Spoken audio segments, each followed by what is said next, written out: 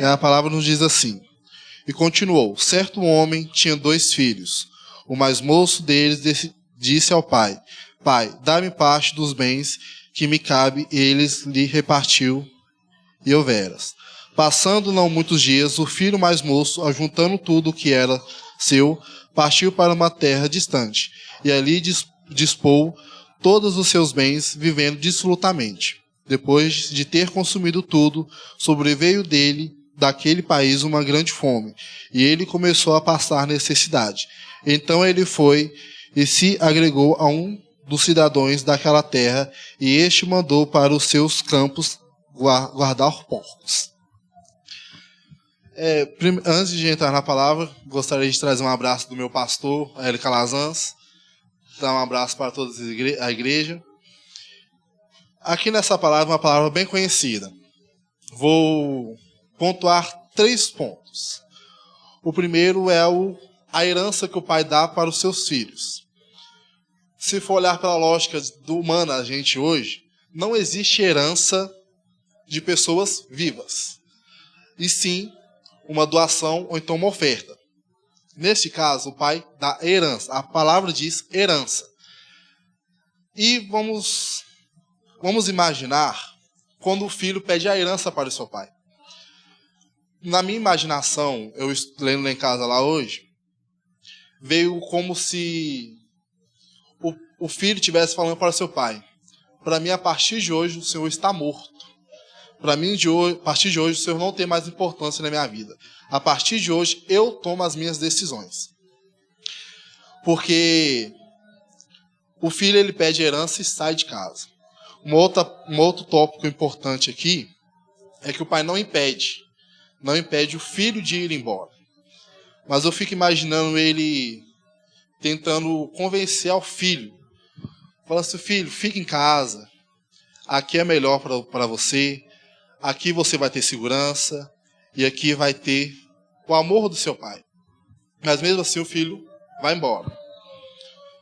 Com isso, o filho indo embora, eu imagino o pai todos os dias na porta da casa, esperando para o retorno do filho. Para que o filho venha voltar para casa, para o aconchego, para o amor de sua família. A palavra diz que o filho, não muitos dias depois disso, sai de casa. Eu imagino o filho se divertindo, gastando seu dinheiro, fazendo aquilo que dentro de casa ele não teria permissão de fazer. Mas o pai, com seu amor, do mesmo jeito, ficou esperando o seu filho todos esses dias. Ele estava na porta, já falando para os seus servos: prepare a melhor festa, a melhor roupa, a melhor comida, porque eu tenho certeza que o meu filho vai voltar. Porque eu tenho certeza que ele vai lembrar do que ele tem dentro de casa. Muitas das vezes nós somos assim. Nós vivemos dentro da igreja, mas queremos aproveitar um pouquinho do mundo lá fora. Falamos: não, eu vou lá fora, vou curtir um pouco, vou aproveitar aquilo que eu não posso aproveitar dentro da igreja, e sem saber o que pode acontecer lá fora com a gente. Mas Deus falou com o meu coração uma coisa que aconteceu comigo. A maioria dos irmãos aqui me conhece, conviveu comigo desde a minha infância. Cresci dentro da igreja, com a minha avó me trazendo por seu de oração, por os cultos todos os dias. E eu decidi sair da igreja. Fiquei um tempo fora da igreja, fora dos caminhos do Senhor, porque para mim eu achava que lá fora era melhor que dentro da igreja. Mas até a partir do momento que pode ter acontecido com esse filho pródigo, de lembrar da casa do pai. Lembrar: lá na casa do meu pai eu tenho a segurança, na casa do meu pai eu tenho a esperança, na casa do meu pai eu tenho o amor que eu preciso. E o amor de Deus, ele é assim. O amor de Deus, ele não quer nada em troca da gente. Ele nos oferece, ele fala: filho, aqui você tem a sua herança, aqui você tem o seu amor, aqui você tem a sua segurança. E muitas das vezes a gente não aceita isso, porque a gente sempre quer ter algo em troca. Eu faço isso se o Senhor me der isso, eu faço isso se o Senhor fizer isso por mim. Esses dias para trás, lá na minha igreja, eu ministrando, foi isso que o Senhor colocou no meu coração, que muitas das vezes a gente tenta negociar a herança que Deus tem para a gente. Que a gente pede aquilo que a gente ainda não está pronto para receber. A gente sempre pede o agora. A gente quer agora, é já, é neste momento, é agora que eu quero. E não no momento que Deus preparou. Porque o que Deus tem para a gente é tão grande que nós não sabemos a dimensão do poder daquilo que Deus pode entregar em nossas mãos. Mas o nosso imediatismo, a gente está vivendo um tempo que é o agora. É agora que eu quero isso, é agora que eu quero aquilo, é agora que eu quero meu carro, é agora que eu quero minha casa. Mas com Deus não é assim que acontece. Com Deus não é assim que faz. Deus fala, é no meu tempo, é quando eu quero e é quando você estiver pronto. Às vezes a gente passa por um processo tão grande nas nossas vidas que a gente fala assim, meu Deus, por que eu estou passando por isso? Oh Deus, por que isso não acontece do jeito que eu quero? Não está acontecendo da forma que eu pensei, que eu imaginei. E Deus fala, porque você não está pronto para receber o que eu tenho para te entregar em tuas mãos. Eu sou prova disso, porque desde a minha infância, desde criança, muitas pessoas falaram que eu ia ser um ministro da palavra de Deus, um pregador das palavras de Deus. E eu sempre falei assim, eu quero fazer isso agora. Eu quero fazer agora. Mas toda vez que eu ia pregar e ministrar em algum lugar, dava alguma coisinha errada. Dava um impedimento, as pessoas cancelavam. E esse ano eu entendi, falei assim, Deus, está nas tuas mãos. Se for da tua vontade, eu vou fazer. E não faz umas 2 semanas que eu comecei a fazer o que Deus preparou para mim. Eu confesso que muitas das vezes é difícil. Subir aqui em cima do altar e ministrar a palavra de Deus é difícil. Porque a gente não cuida de pessoas apenas, a gente cuida de almas. A gente está lidando com almas.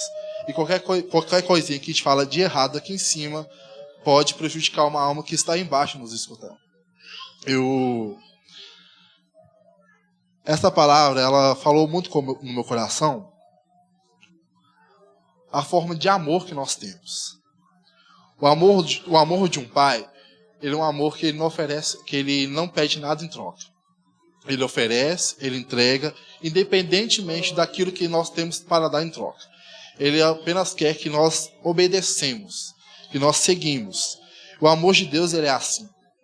Se nós decidimos obedecer à voz de Deus e a seguir o que Ele tem nos ordenados a fazer, Ele vai entregar tudo aquilo que a gente almeja e aquilo que Ele planeja para nós.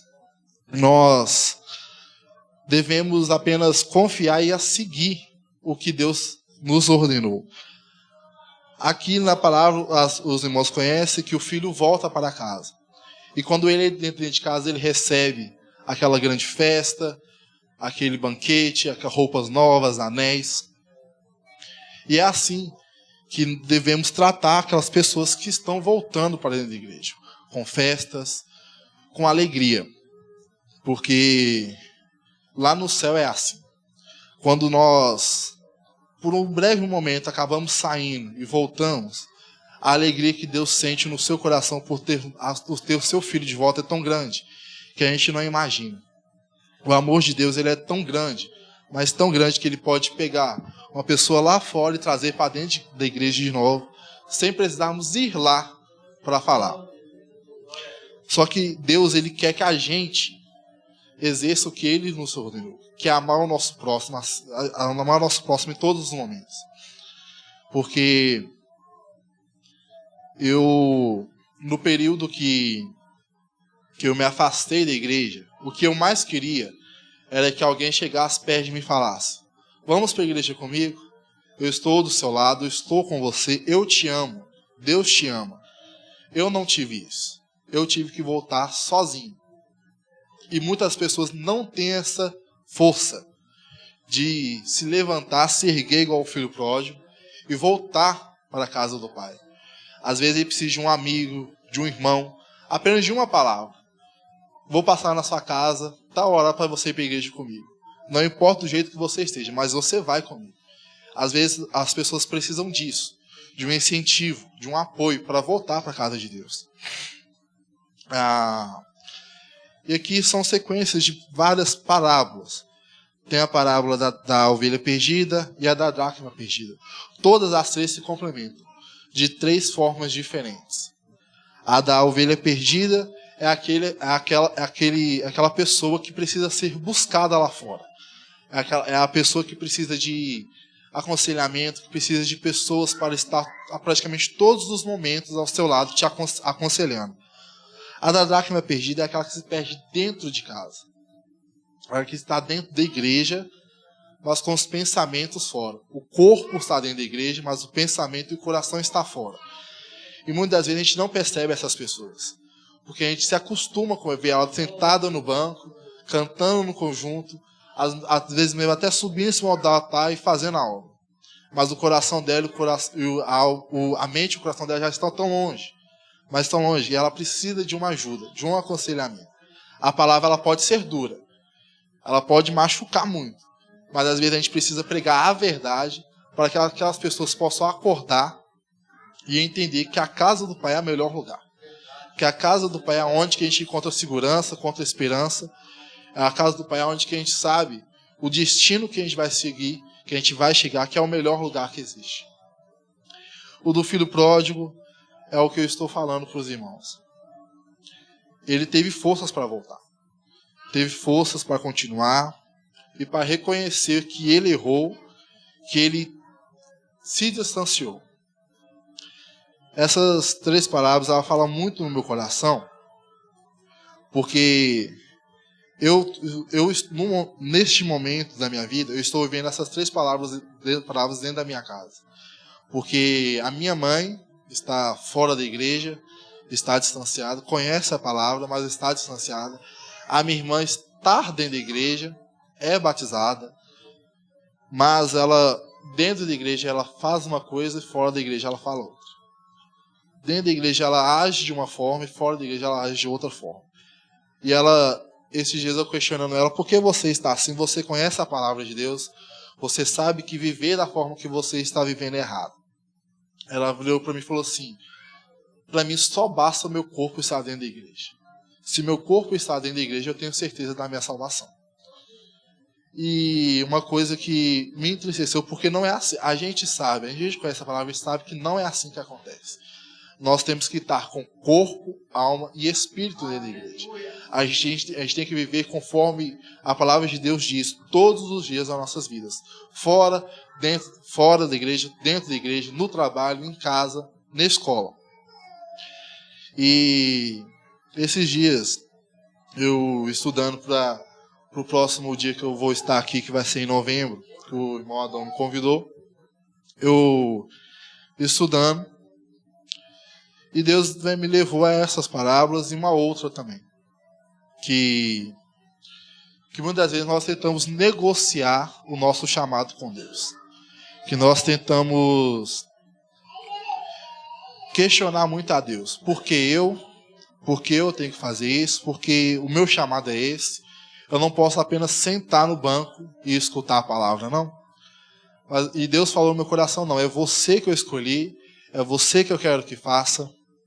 E confesso para os irmãos que estar aqui em cima hoje, para mim, está sendo um pouco difícil, porque eu sinceramente, essa semana não queria estar aqui dentro da igreja. Eu não queria estar dentro da igreja.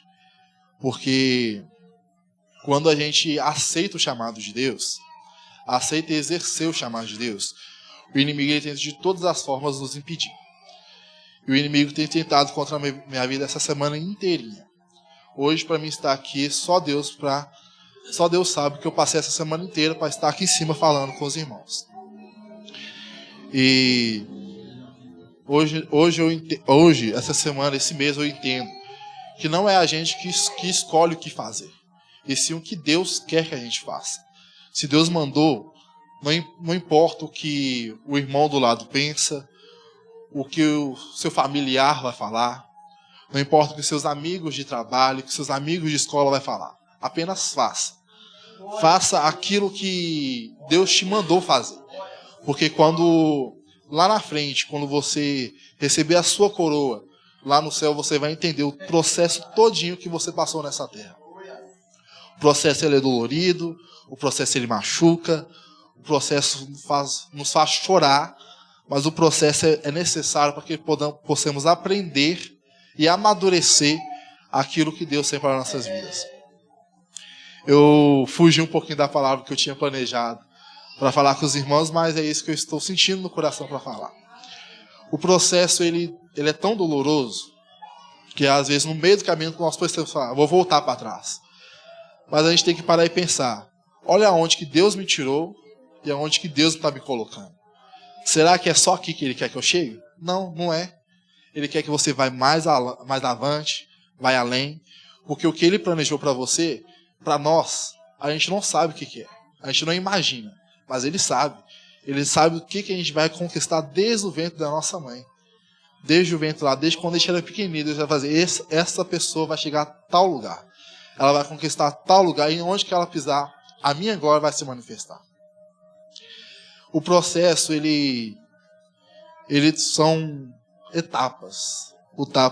Etapas de dor, de entendimento e de certeza.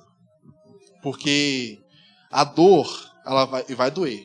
Deus vai tirar pessoas, vai tirar familiares, vai tirar até emprego se for preciso. Para nós entendermos que é da forma que Ele quer que nós vivemos. Não é da forma que nós planejamos, não é da forma que nós queremos. Eu falo isso porque isso aconteceu comigo. Deus tirou amizades, tirou emprego, até me distanciou de certas pessoas da minha família, para eu poder entender que eu sou totalmente dependente dele. Que eu preciso confiar somente nele e viver o que ele planejou para mim. E o processo, ele é grande. Enquanto nós estivermos aqui na Terra, vai ter processo. Vai ter processo em todos os momentos das nossas vidas. Para qualquer decisão que formos tomar, vai ter um processo. Dentro ou fora da igreja. Para entendermos que temos que entregar nas mãos de Deus. Que é Ele que toma decisões, não somos nós. Vamos ter processos até o fim das nossas vidas. Até o dia que Jesus voltar, vamos subir comigo. Que lá sim vamos entender o que passamos pelo processo. Lá sim vamos receber a nossa vitória, o nosso galardão do processo que passamos aqui na Terra. E essa palavra, ela, antes de eu transmitir para os irmãos, ela teve que falar comigo primeiro. Ela teve que mexer comigo primeiro. Porque não adianta nada eu só subir aqui em cima, ler um versículo, falar qualquer coisinha, sentar ali novamente. Não, ela tem que me confrontar primeiro. Ela tem que falar comigo primeiro. E neste momento ela está falando comigo. Ela está me confrontando. Ela está falando, tomar uma posição. Tomar uma posição de servo e de filho de Deus. Porque somos servos e filhos de Deus. E para sermos servos e filhos de Deus, temos que seguir à risca o que Ele manda. Não adianta falar, tá Deus, eu vou fazer isso, mas vou fazer do meu jeito. Não, é do jeito dele. É da forma que Ele quer. É do jeito que Ele quer. Não é falar assim, Deus, eu vou lá, vou cantar, vou pregar, mas vou cantar e pregar o que eu quero. Não, o que Ele quer transmitir para a igreja.